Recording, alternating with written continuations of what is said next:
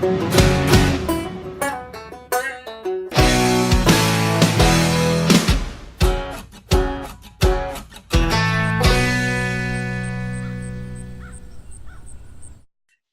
and welcome to another edition of Cattlemen's Conversations. I'm Callan Waters with the University of Florida. Cattlemen's Conversations is a joint effort between South Dakota State University and the University of Florida. Today we have with us Dr. Karisch. She is a state beef cattle extension specialist from Mississippi State. Thank you for being with us today, Ms. Dr. Karisch. Thanks for having me, Callan. It's good to be here today.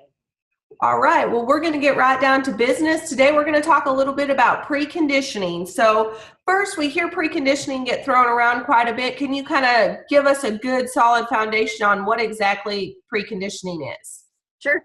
I mean, I think a good way to talk about preconditioning is thinking about it in terms of setting those calves up for success in the future as they go on down the beef production chain. So calves that have been preconditioned have a good health program. So those calves should develop immunity and should stay healthy, hopefully, as they progress through the rest of their lives. Those cattle have been on a good nutrition program, so they're ready to gain weight and perform well when they go to the next stage. And then that weaning component is something really important. A big kind of way to wrap that up is minimizing stress. So a preconditioning program is designed to minimize stress in those calves' lives to really set them up for success.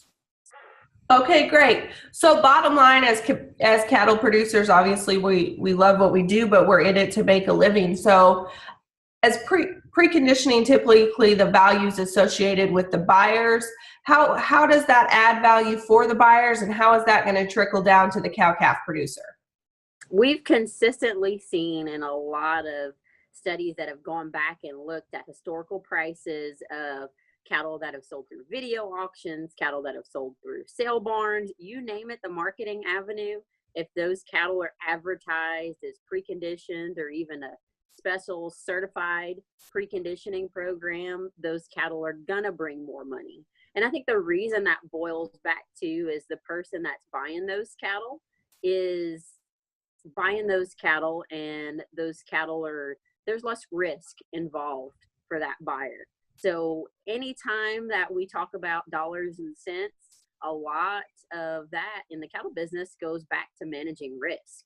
So how well do we think those cattle are going to perform? Are those cattle going to stay healthy? That's a big number one thing. Bovine respiratory disease is still the number one economic loss in terms of health losses for cattle as we go through the entire beef production chain. We've been studying it for a long time, and we're making some progress, but there's still a lot that we've got to get worked out. There's not a magic bullet for solving that problem. So anytime that a cow-calf producer can take some of the risk out of that equation for the person that's buying those cattle, they're going to be willing to pay more money for those cattle on the front end. Okay, I think that definitely makes a lot of sense. So how do we ensure and kind of help minimize some of that risk? To you, what does a good preconditioning program look like? So the ultimate, kind of, if you go back to what the ultimate goal of any preconditioning program is, those cattle are going on to a stressful stage of life. They're leaving home from mama and all those other calves they've been around their entire life. They're probably going to get shipped somewhere. They're going to get exposed to new diseases. They're going to get exposed to probably a water trough for the first time for some of those calves. They're going to get exposed to new kinds of feed, maybe even a feed bunk for the first time. And then on top of that, they're going to get exposed to a whole bunch of pathogens, a whole bunch of bacteria and viruses that they've never even seen before. So if we start thinking about the goal is minimizing the impacts of those things, you can start thinking about the different components of a preconditioning program and kind of what needs to go into those. And one of my favorite things that I tell people a lot about the cattle industry is there's not a one size fits all model that works for everybody. Everybody's farm is different. Everybody's ranch is different. Everybody's cows, resources, their inputs are going to be different. So you have a unique opportunity to design a preconditioning program that works best for you. But I think it's really important that it includes some key components to it. Probably number one, when we think of a good preconditioning program, it's that health component. So it's really important for producers to work closely with your veterinarian and talk about the things that those cattle might get exposed to. If you know that those calves have historically gone on to, say, a certain feed yard, that feed yard might have something that might not be a common disease that those cattle might get exposed to, that might not be commonly vaccinated for, that they'd be willing to pay you for to add into your preconditioning program. So one thing that's really important is when we think about a vaccination program is to think about the fact that vaccination doesn't always equal immunity. Immunity is what we're really striving for in a good preconditioning program. Because if that calf's immune system is able to recognize that virus or that bacteria when they're exposed to it, then they're going to be more likely to be able to fight it off and not succumb to it. So I think that's something that's really important. And one of the things that we've been looking at here in terms of our research program here at Mississippi State is the timing of those vaccines and those deworming protocols that go into a health program. One of the things that we're starting to discover is that time that that animal is the most stressed is probably not the best time to give that animal a vaccine and expect that it's going to work the way that we'd expect it to. I think that's a really important story, is those calves develop immunity before they're exposed to that disease. So it might be given shots pre-weaning. A lot of times it might be ideal. We can get 2 rounds of shots, a vaccine and a booster in those calves before they're even weaned and exposed to that stressful event. It's really important. I stress a lot, read those labels. Read those labels on any vaccine you choose to incorporate into your preconditioning program.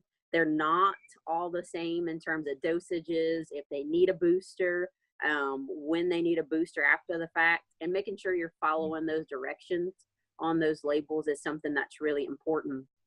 The beef quality assurance program is something that I think is a really important thing to pay attention to. Following those guidelines to help those calves build a strong foundation as they go on is something that's really important.